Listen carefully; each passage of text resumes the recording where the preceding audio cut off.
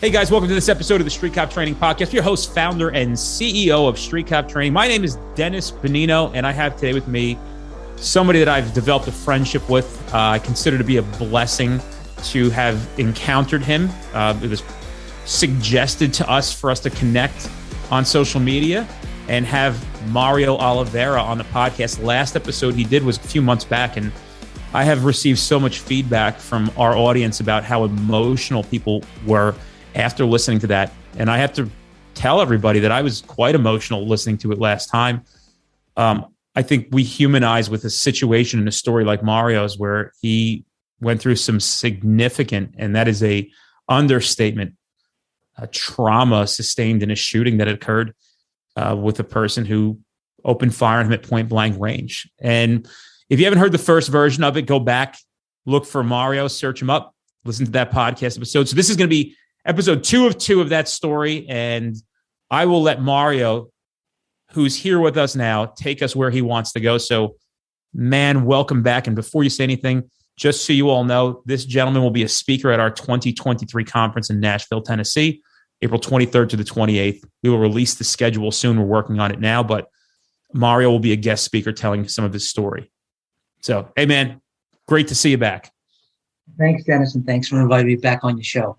It's always an honor and a pleasure.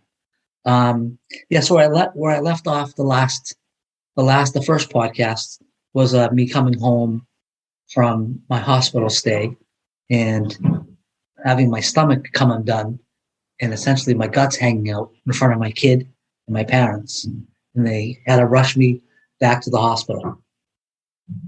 So oddly enough, I came back home that night. Later on, I got home in the morning, like around 10 a.m. and stayed at the hospital all day running tests and whatnot.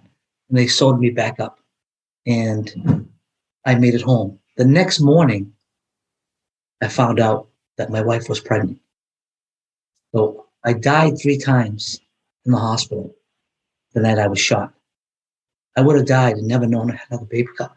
Imagine the tragedy there. Mm-hmm. Right? So I found out my wife was pregnant. 9 months later, on my birthday, on July 30th, my boy was born. It's great. So instead of God taking my life that night, he gave me a life. It's awesome. Yeah, gave me a life. So of course, what's on my mind is I'm the provider, right? As most men are, and especially if you're a cop, we're dominant. You know, we're the alpha male of the house. At least we think we are anyway, right? I got to earn. I got to take care of my family. I got a mortgage to pay, car payments, other obligations like everybody else. And that started weighing on me. As I'm only getting my base salary, there's no more extra jobs. We call them details up here in Mass. No detail money, no court, no overtime, nothing. It's a major hit for me financially. So this starts weighing on me. I start learning about retirement and how much I'm going to get. And I came upon a thing called special legislation. I don't know if you know about it or any of your listeners do. But in this state of Mass, I found out through my digging, being a detective, in 2010, when I got shot, at that point, there were only 53 officers before me who had been shot, stabbed, run over, whatever, violently injured in the line of duty. Their respective municipalities wrote up, the mayor or the town manager of those jurisdictions wrote up special legislation which supersedes the 72% what you normally get, and it gives you 100%. That's great. Gives you 100%. So I called my chief up and I said, hey, listen, did you know this exists? He says, yeah, I do. I said, well, can you put me in for it? And he did the paperwork and filed it up to the city hall.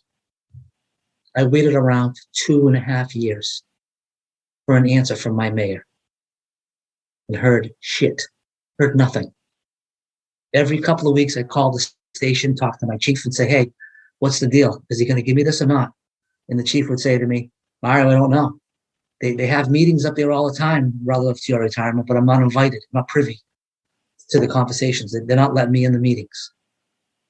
So needless to say, by me sitting at home, trying to recover, here I am, like, I feel like like the redheaded stepchild. Like I was a hero one day, and you're right next to me when the news is here. And now when I want to retire and get what I deserve, you abandon me. You just ignore me. You just leave me out there to high and dry. So that did a number on me mentally. I was at home worrying and wondering what the city was going to do, if they were going to really help me, because I had another baby now. I'm seeing my wife work extra hours at her work to help me make ends meet. And I mean, I felt like a burden. I became a burden to my own family. Mm-hmm. I became a burden. You know, there wasn't too much that I could do. I'm still recovering. I mean, it was a disaster. But let me digress for a second. What I failed to tell you was I went back to work 5 months after I got shot. 5 months. And it wasn't because I wanted to be a hero again. It was because I needed to earn and take care of my family. So I forced myself to go back, only to suffer a major heart attack that was connected to my shooting. Mm. And then subsequently after that, I suffered a stroke that left me paralyzed my whole left side. Well, the summer of 2015. Isn't it wild? Isn't it wild that this is this poor soul that you are, who had to sustain such a significant injury, and you're being led back to work right away? It's ridiculous. It's absurd. I had to endure all that just because I want to take care of my family. Yeah. And to have a mayor of a city who thinks he's God control the purse strings and control how to dictate how I'm going to provide for my family is wrong. Mm-hmm. These politicians are not God. They're elected officials, and they're only there temporarily. And then they're off doing the next thing. What gives them the right to dictate how your life is going to go for the rest of your life? They don't have special powers. Mm. That's what society is. That's reality, and that power needs to be taken away from them. It really does, in my opinion. There should be laws enacted that if an officer gets permanently injured in line of duty, they need to be taken care of. You know, they need to be taken care of, honored and taken care of, not left out, you know, in a corner somewhere so they worry about how they're going to take care of their family. It's fucked up. It's so upside down, it's not even funny. Do you know anything about the federal benefits program that they offer? Can you touch on that a little bit so people know what it's available and how it works? Are you immediately familiar with it, or you know a little bit about it? No, I know a lot about it. So I'm the president for Concerns of Police Survivors in New England, as I mentioned to you off air. And basically, the line of duty death benefit right now is $389,825. Okay, there's Part A and Part B when you apply for it. There's 2 parts. However, also, if you get injured in the line of duty, you can apply for it, but the requirements are so strict, so tough, and it's just such a narrow window. Unless you're like bedridden or in a wheelchair for the rest of your life, you're not going to get it. So, do you think it's worth applying for it, though? It's worth a shot, yes, but they want so much information. They want doctor's notes after doctor's notes and medical records and access to this. And in the end, if they think you can get up and walk and go collect tickets at a movie theater, you're not eligible. Why do they make it so difficult to obtain those funds? It's government money. But you see, they don't make it difficult for other things. You know? It's crazy. It is crazy. It is absolutely insane. Yeah. Money's available for other agendas that meet certain people's political views and whatnot, but the common sense, like the human thing to do to help a human being, they make it difficult.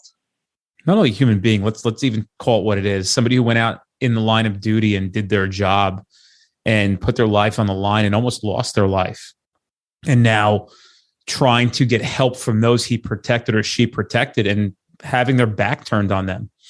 And you know what? Some of this progression of fixing this is talking about this and taking action.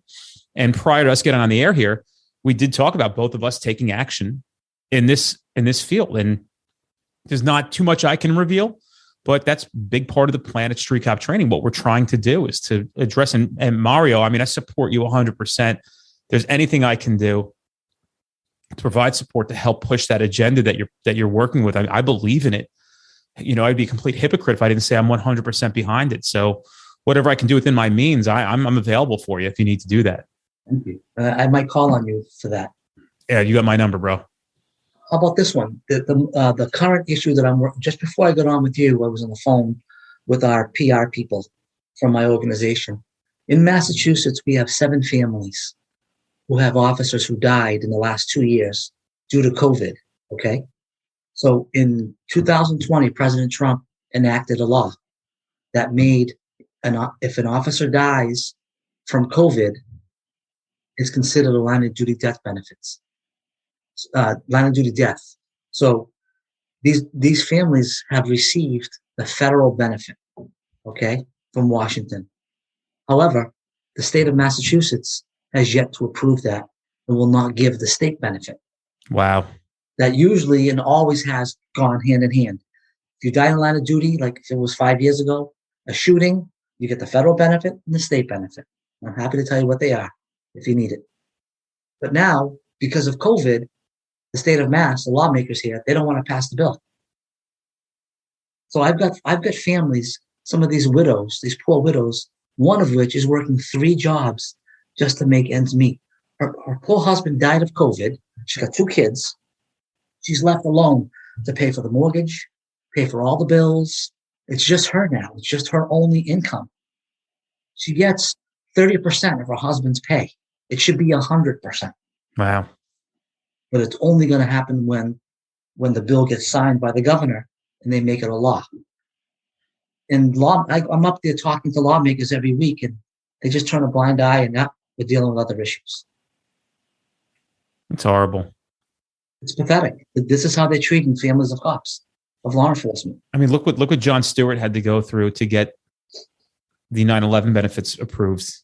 Had to literally embarrass the United States Congress or Senate, whatever it was, and just call them just disgusting and pitiful. It's wild, man. Sickening. Wild stuff. Well, listen, obviously you were chosen by the good Lord for a reason. And this is one of the upsides of going through what you went through and why you were chosen to be the one. So, I think a lot of people who sustain injury like you do, and the people that I talk to and interview and befriend, all find some other kind of purpose behind what has occurred. But yeah, it's important work, man. I commend you for doing it. It takes a lot of balls. Thank you. Yeah. Well, for me, it's a passion. I know what it's like to suffer and have no one really there to help you. I couldn't ask anybody any questions because no one really knew anything. And I was forced to kind of be self-taught and just do a lot of research and do a lot of reading and to really learn about all this stuff. And, I made a promise to my wife and my children. And I said, when I'm done with this and I beat the city, which I did, I have 100% of my pay. So when I'm done and I win, I'm gonna make a change. And that's when I started my nonprofit organization with my partner Bob DiNapoli from Ubin. We went through the same thing. We helped each other out, and we now have a nonprofit 501c3, and we have legislation that's pending up at the State House right now. That once it's passed, any cop in this state, actually any first responder, firemen, police, EMT, corrections, you get violently injured in line of duty and permanently injured, you're going to receive 100% of your pay. So you reach the age of 65. You're going to have all your medical bills covered by your city or town. And here's what else we throw in there. No income restrictions on your earnings. So as long as you work in the private sector, you can make as much money as you want and still collect your full pay from your city or town. It should be. You know what? You deserve that shit. You've earned it the hard way. Mm-hmm. Oh, yeah. Yeah, so that's pending. And I've already passed this bill in Kentucky and Oklahoma. Same exact bill. Imagine that. It started here in Mass. And these people they don't work. They don't want to pass it.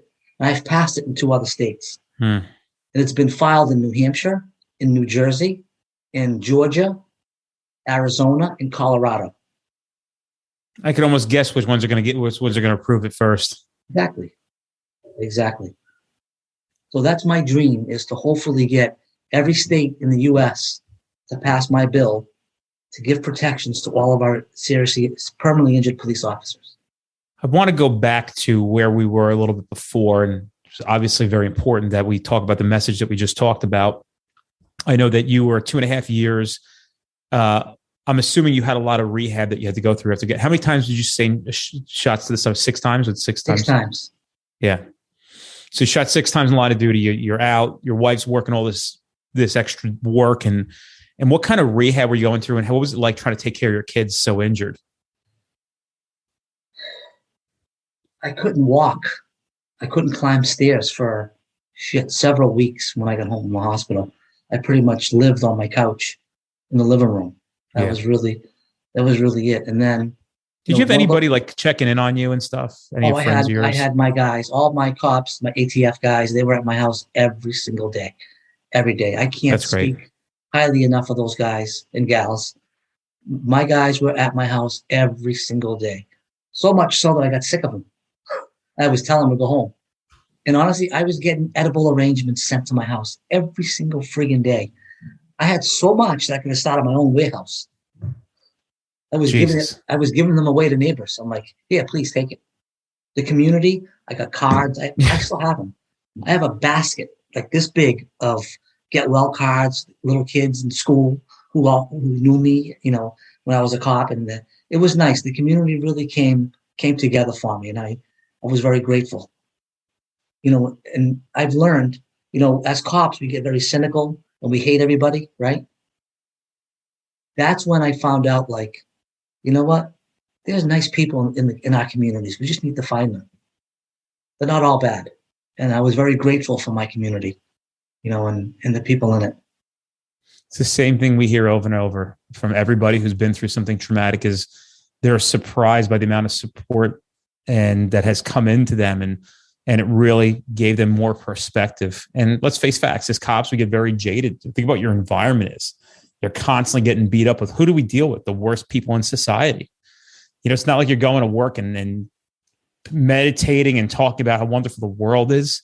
You're dealing with nonstop bullshit all the time. It's very rare that there are wonderful moments in law enforcement. People don't realize that it's a lot of it's, there's a reason why these guys get beat up, because it's a mental mind fuck nonstop. So I know that you subsequently ended up retiring, right? And then. Yeah. So I was approached by one of the senators, late Senator Ken Donnelly, who's deceased now, God rest his soul. He was a retired fireman, really good guy, pro-police, and a Democrat. And he came to my house. And he says, I heard that you've been struggling at home and trying to deal with your mayor. And I told him, yes, I haven't heard from him. I talk to my chief every week and I have no updates. I don't know what's going on, and neither do they, for that matter. So the senator went up to City Hall to go talk to the mayor. And he pleaded with him to write up the special legislation, because that's the process. You know what my mayor had the balls to say? He told the senator, mind your business. Whoa. You handle matters up at the State House. I run the city. I'll handle matters here as it pertains to the city of Somerville. And my senator left, and he was angry. He called me and told me about this conversation. He was pissed off. But eventually, through maybe a little political pressure, my mayor finally agreed to do it. And I got it. But it wasn't for almost 2.5 years of emotional pain and suffering and not knowing. And I developed anxiety as a result of all that. And I'll never forgive him to this day because of it. Here's what's worse. I knew the kid. I grew up with him. We went to school together. He knows my whole family. I'm the highest decorated cop in the history of my department. I wasn't a bum that got shot. I was a good cop who did the right thing. Perfect attendance for over 10 years. I almost got killed, bled out on a fucking street. And this is how you treat me? You don't treat a human being like that. Human beings, right? progressive, but no compassion for a fellow human being, only seeing it through the filter of what they want to see. And I'll never forget. Very hypocritical, isn't it? And I tell everybody that asks me, I'm very, very blunt about it, that it's the 2.5 years that I went into a deep depression because of this, caused me more damage than taking 6 bullets. So subsequently, you retire. You end up getting 100%. The senator comes to your aid. What continues on with the story of Mario Oliveira? My mission on trying to make it a law, to change the laws to assist the permanently injured. That's been my mission for the last 10 years. Are you doing a lot on social media? Do you have a place where people can follow you? I mean, I have Facebook, but I don't really post a lot of stuff on there, you know? I'm a very private guy. I keep to myself. I don't get involved because it's bad out there right now politically, you know? So many people hate cops, you know, because of what they see on the news and what certain politicians put out there and even certain news outlets. There's a lot of anti-cop rhetoric, or has been for the last couple of years.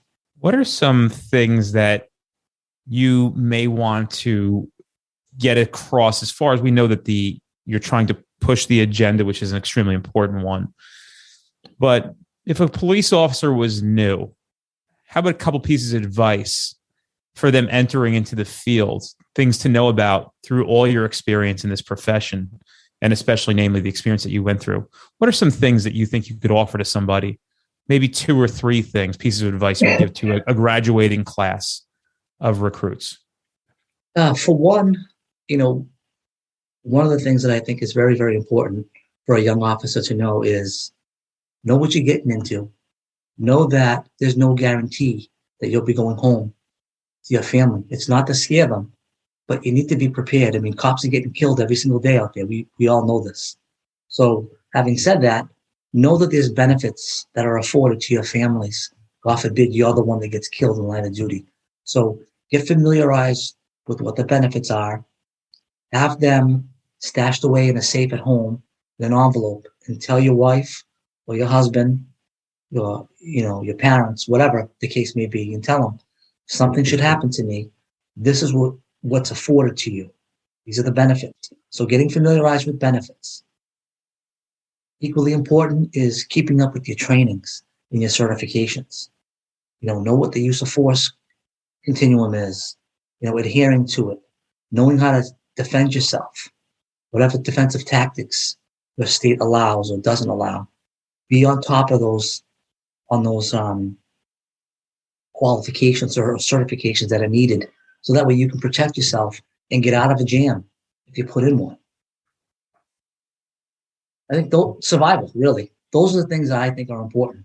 Surviving, getting home to your family safe, and staying away from any type of legal ramifications that you might get. And I think a lot of ways to do that is to continue to educate and train nonstop, and take in as many perspectives from as many people as you can, and try to pick the nuggets that speak the most to you.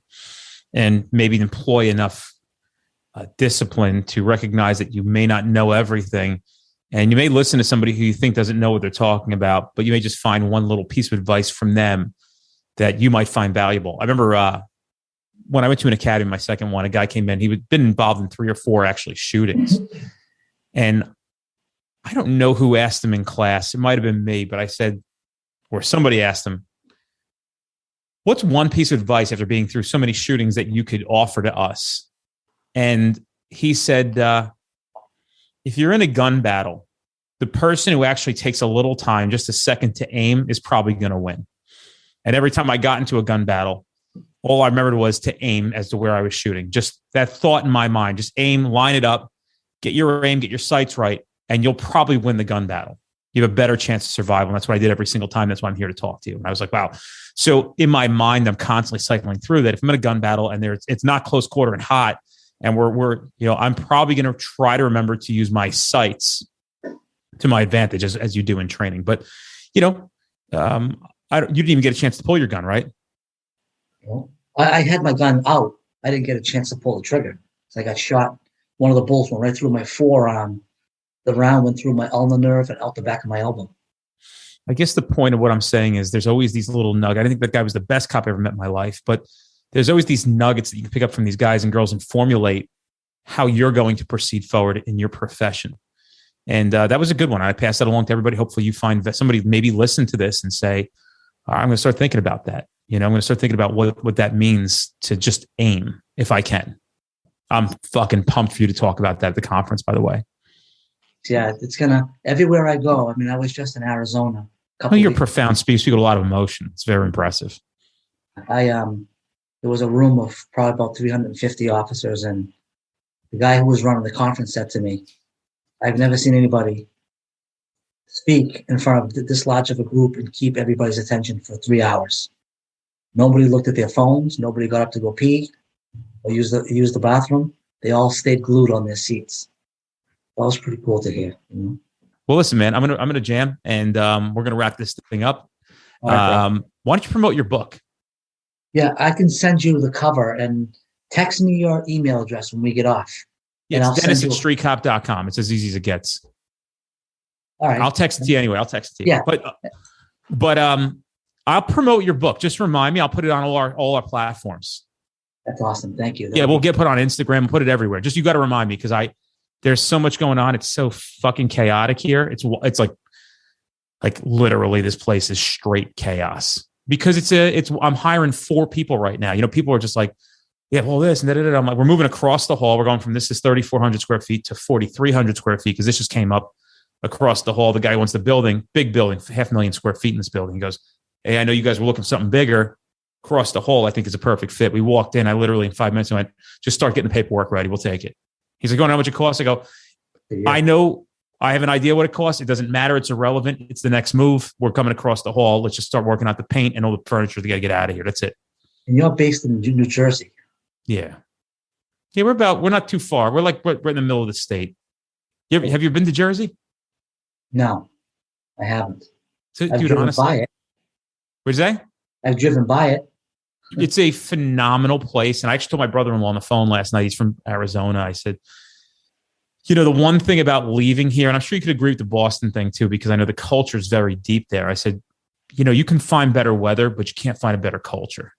And people from New Jersey, you listen to it, people who leave, all my friends who leave are like, a lot of them come back, and they're moving to beautiful places. And they're like, yeah, just not the same. There's just something very unique and very special. And it's the people here, dude. They're good. Like you guys have great people too. I fit it like Jersey, Rhode Island, Massachusetts. These are all universal and interchangeable. Connecticut, this Northeast feel. We're all fucking assholes, but you'll never find better people. Right. You know what I mean? Like if your friends aren't making fun of you and breaking your balls, are they even your friends? Yeah, exactly. So the people here are they're good. They're good people. It may not seem friendly if you're not, and you know this because you're from a place where you guys are fucking rough in Boston. I hear you guys talk to each other. We thought we were bad. I go to Boston. I'm like, oh, these motherfuckers are outrageous. The ball breaking in Boston's nuts. And we break balls too here, but like everybody gets along. You know what I mean? It's a good, nice melting pot and a lot of hardworking immigrant feel, still Italian, German, Polish, Portuguese, a lot of Indian culture here now. And I think that it's just the same feel. People were just really, really hardworking people for the most part. And people disagree with that, but I know a lot of great people here. I love my neighbors. I have a wonderful neighborhood. And it's rare that you meet people that are really fucked up here, to be honest with you, compared to other places. All right, man. Listen, I will send me all your stuff. I'm going to text you now, and then I will talk to you soon. Anything you need, always call. Thank you so much for the opportunity. Of course, brother. I'll see you soon. Bye, Dennis.